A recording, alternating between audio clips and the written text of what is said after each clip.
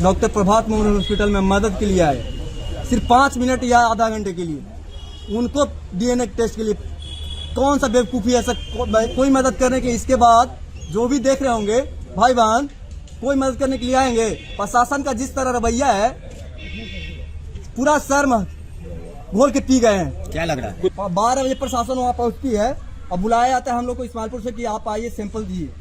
हम पूछे कि किस लिए मैडम, तो ऐसी फॉर्मेलिटी है, ये नहीं बताएगा कि डीएनए आपका टेस्ट होगा। ये भूल गए कि क्या मामा भांजे में रिलेशन होता है, क्या भाई बहन में रिलेशन होता है, क्या पिता और बेटी में रिलेशन होता है। पूरा ताड़ ताड़ करके पी गए हैं इन लोग। और बोलते हैं कि घर पर जब घर पर होगा तो घर से फिर यहाँ क्यों आएगी? जब मरना रहेगा तो वहाँ क्यों नहीं मरेगी? दिया जाता है किसी के दबाव में 8 बजे रात में। जाते जाते मैडम ये भी बोल जाती हैं, भूल जाती हैं कि कौन सा पद पे हैं। ये भी बोल जाती है कि 10 साल बाद आपको पता चलेगा। क्या पता, उनसे पूछते रहेगा कि 10 साल बाद हमको क्या पता चलेगा, क्या पता चलेगा मैडम? नमस्कार, जस्टिस फॉर निर्भया में आप सबों का स्वागत है। और आज हम जस्टिस फॉर निर्भया में कुछ साक्ष्यों के साथ आपके सामने उपस्थित हुए हैं। और ये साक्ष्य कुछ ऐसा है जो जता रहा है, बता रहा है कि निर्भया के मामले में 18 दिन बाद भी पुलिस का हाथ खाली क्यों है। एक बड़ा सवाल है ना। हर दिन कुछ नए नए अपडेट आ रहे हैं, फिर अपडेट आने के बाद अनुसंधान की दिशा बदल जा रही है। सब कुछ सुसाइड की तरफ बढ़ रहा था। अचानक पोस्टमार्टम रिपोर्ट में आशंका व्यक्त की गई कि हो सकता है कि इनके साथ रेप हुआ होगा।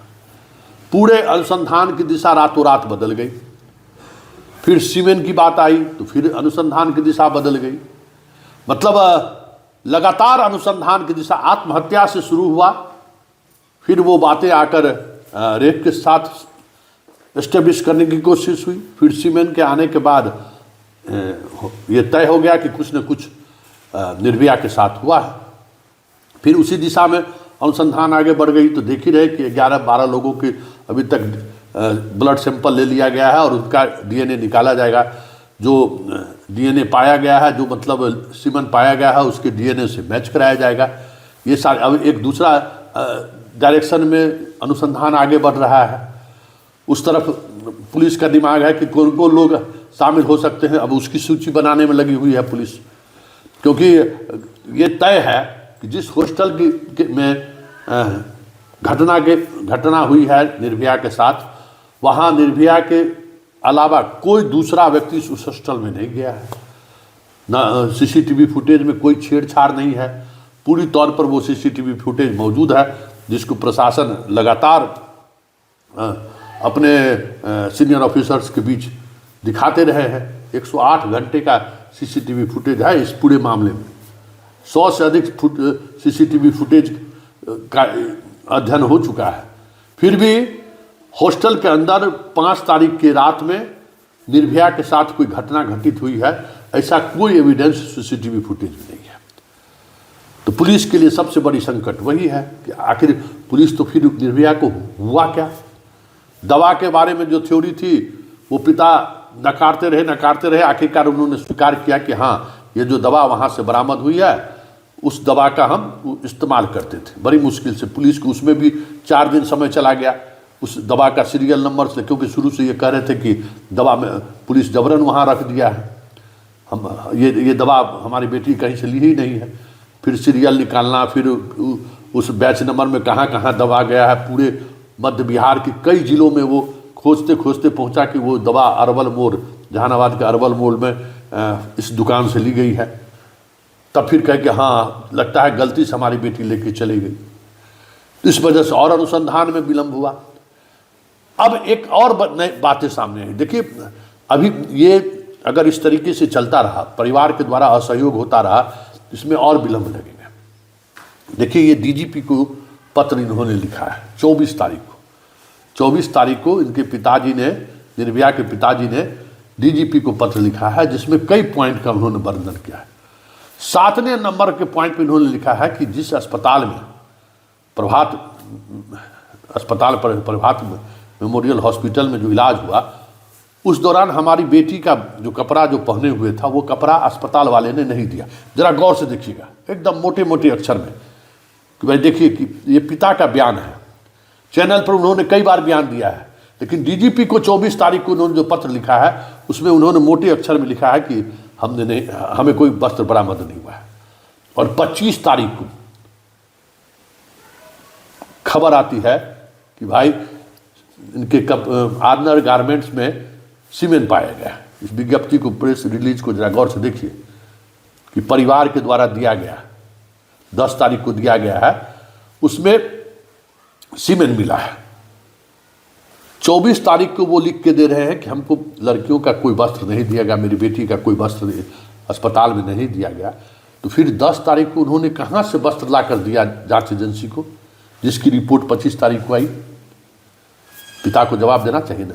अब जरा अस्पताल का ये रजिस्टर्ड है, ये देखिए, कोमल कुमारी अस्पताल के कर्मचारी है जो इनके पिता को 7 पीड़िता को, निर्भया के 7 कपड़े को, जिसमें हर तरह के कपड़े जो लड़कियां पहनती है, उस कपड़े को उन्होंने रिसीव कराया है उसके बाप को। देखिए 9:31 पर 6 तारीख को 9:31 पर इन्होंने सारे वस्त्र उसके रिसीव किए हैं।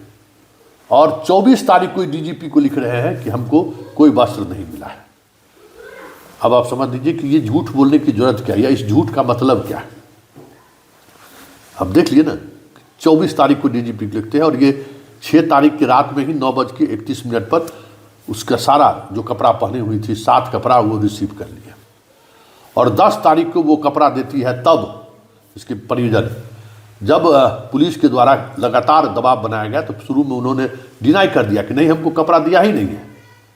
तब जब अस्पताल वाले ने अपनी सीसीटीवी फुटेज दिखाया कि देखिए हम सब कपड़ा दे रहे हैं, तब जाके इन्होंने जो कहा कि अच्छा, तब एक जगह से कहीं से लाके उन्होंने वो कपड़ा उसको आईओ को मुहैया करा दिया। तो क्या वो जो सीमेंट मिला है, वो सीमेंट जो लड़की के कपड़े पर बरामद हुआ है, या फिर पिता द्वारा जो कपड़ा मुहैया कराया गया है उस पर बरामद हुआ है? अस्पताल द्वारा बरामद मुहैया कराया गया कपड़े से निकला है, या फिर पिता ने जो 3 दिन बाद दिया है उससे निकला है? कई तरह के रिपोर्ट आ रहे हैं, कई तरह की चीज़ें सामने आ रही हैं जो कहीं न कहीं अनुसंधान की दिशा को ही बदल दे रहा है। अब बताइए ना कि आप 24 तारीख को लिख के करें कि कपड़ा नहीं दिया और 25 तारीख को अंडर गारमेंट्स में सीमेंट की बात आ जाती है, और आप 6 तारीख को 9:31 में आपने रिसीव कर लिया है। बात सिर्फ इतना ही नहीं है, संदीप चौधरी के लाइव कार्यक्रम में निर्भया के पिता और चाचा शामिल हुए हैं। जरा उस 12 मिनट के उस पूरे उस संवाद को जरा सुनिए, जिसमें उन्होंने कहा है कि हम 7 तारीख को पहुंचे हैं, हमारी बेटी को कौन एडमिट कराया है हमको पता नहीं है, हम एडमिट नहीं कराया है। अब जरा उसको गौर से सुनिएगा, ये इस झूठ का मतलब क्या है।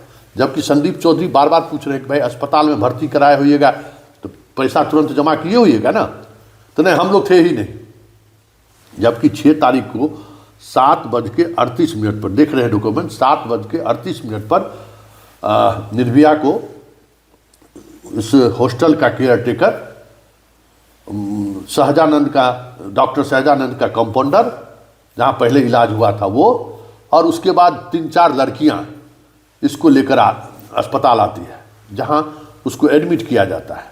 उसके बाद सबसे पहले इसका मामा पहुँचता है, और उसके बाद 10 मिनट बाद ही लगभग 7:38 में और 8 बजते उसके पिता और माँ वहाँ पहुँच जाते हैं। सारा एविडेंस पुलिस के पास है। तो फिर ये झूठ बोलने की जरूरत क्या पड़े। अभी कल की बात कर रहे हैं, संदीप चौधरी के कार्यक्रम, उन्होंने कहा कि किसने भर्ती कराया, हम तो गए, तो बाद में हम गए, 7 तारीख को पहुँचे, जबकि वो 6 तारीख को कपड़ा रिसीव कर रहे हैं। 6 तारीख को उनकी बेटी जैसे ही वो उस अस्पताल में पहुँची हैं, उसके 10 मिनट के बाद माँ पिताजी भी पहुँचे हैं। तो ये सारी चीज़ें ऐसी हैं ना जो केस के अनुसंधान को, दिशा को प्रभावित कर रहा है, या फिर केस उस दिशा की तरफ नहीं बढ़ रहा है जहाँ दरिंदा छुपा हुआ है।